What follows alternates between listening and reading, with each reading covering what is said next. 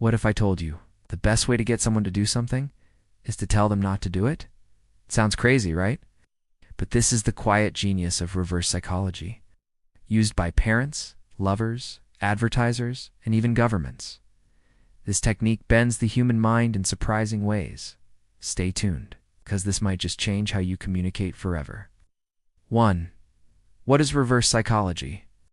And suddenly, you want to do it even more. Reverse psychology is a technique where you suggest the opposite of what you actually want someone to do, knowing their natural reaction will be to push back and do what you really intended.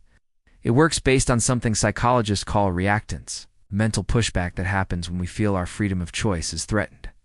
When someone tells you not to do something, your brain kicks in with a rebellious spark. Example, tell a child don't touch that toy, and guess what they want most?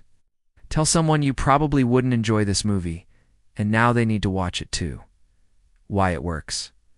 The power lies in the illusion of control. People crave autonomy, want to feel in charge of their own decisions. So when you cleverly step back and make them believe the choice was theirs, you win.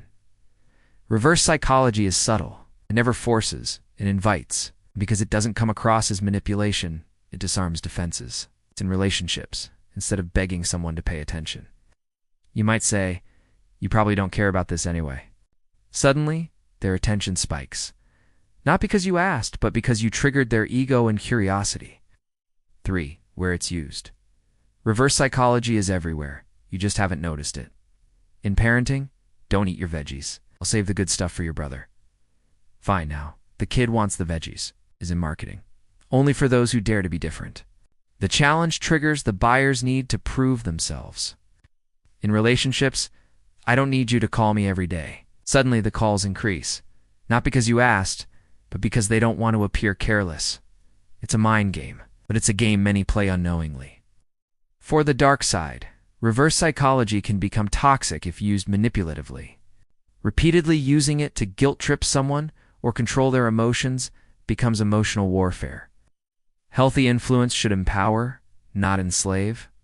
So yes, it's clever, but it must be used with respect, especially in love or friendships. 5. When to use it. Use reverse psychology when you're dealing with stubbornness. You want to create curiosity. You need to trigger inner motivation without nagging. But avoid using it when trust is fragile. It's a tool, not a weapon. Remember, the most powerful communication is honest, and reverse psychology is just one strategy in your psychological toolkit. Now that you understand the secret art of reverse psychology, how will you use it? Drop a comment below with the sneakiest reverse psychology trick you've ever used or had used on you. Don't forget to like, subscribe, and hit that bell icon for more deep dives into human behavior. Because here on Raw Love Psychology, we don't just talk about feelings, we decode the mind behind them.